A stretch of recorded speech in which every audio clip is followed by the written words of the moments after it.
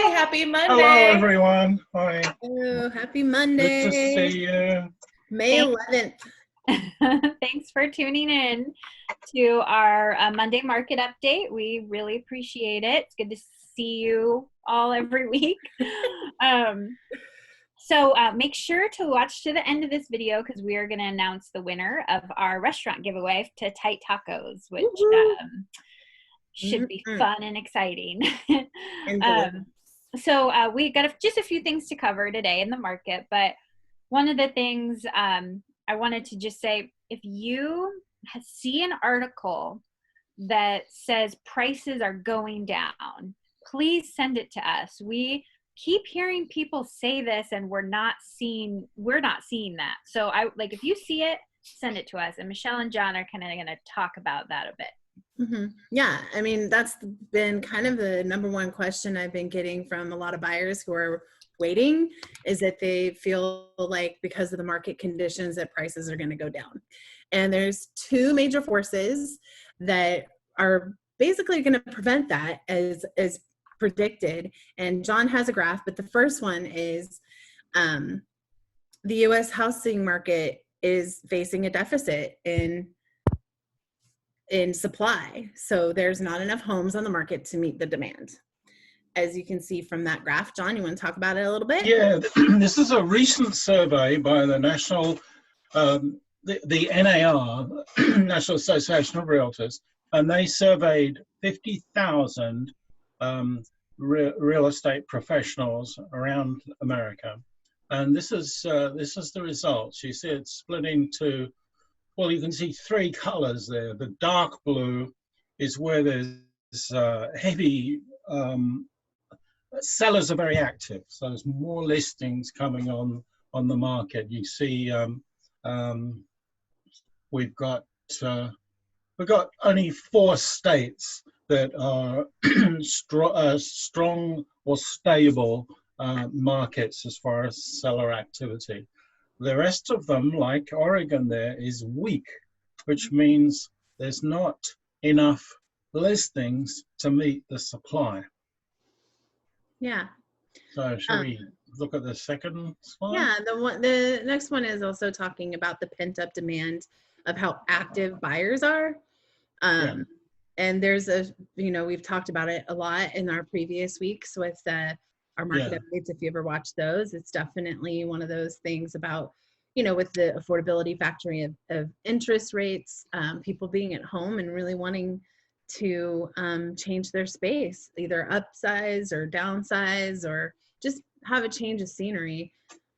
This is the buyer traffic index. Yeah, so you can see by this chart, all the dark blue are where there's a strong buyer traffic. We've seen increasing buyer activity, increasing lockbox activity. And you can see the majority of the states, including Oregon, have got strong buyer activity. Mm-hmm. So we have a bit of an inventory problem, and it's that's the way it is. Yeah. I think because we're kind of at our lowest inventory ever in our history, we believe that it will really stabilize the home prices. Because we really do have that supply and demand, classic economics, right? Yeah. So we feel free to reach out and talk to us more about that if you have questions or anything like that. Yeah, and we saw it on our listings this week. I've had a few listings that kind of the week before were pretty quiet, and then just all of a sudden, we had like 5 scheduled showing. So like huge uptick on those. And, Michelle and I were talking too about how we've had a few buyers reach out to us that, just in the past week that are ready to go, so like, it just shows like buyers are starting to get ready. So sellers, you got to get ready. But so just in last week, pendings were still outpacing new listings on the market. So we had an increase of 19.9 of pending homes and an increase of 12.1% in new listings. So you see more pendings than listings. Yeah. That was the trend. Angela, that was last week compared with the week before, right? Yes. And the week before was an increase too. Yep. So it's a trend. And we're seeing that actually in Southern Oregon and Corvallis as well. So, you know, we're watching the trends. If you're seeing something else, or you're seeing an article, or your uncle's whispering something in your ear, we want to hear that. Yeah, please do share. We want to love understand. this. Yeah. Hear where you're coming from. Cool. Well, that was really all the market stats we had today, and we're just gonna go right into our restaurant giveaway, which is yay! It's for Tight Tacos. Drum roll. Yeah, I'm gonna share my screen. So hold on, real quick. Can you guys see the pink screen? Leanne, will you let us know where Tight Tacos is? And yes, now I think I'm seeing your screen. Yeah, Tight Tacos is on Sandy. It's like Sandy and 28th in the Zipper building.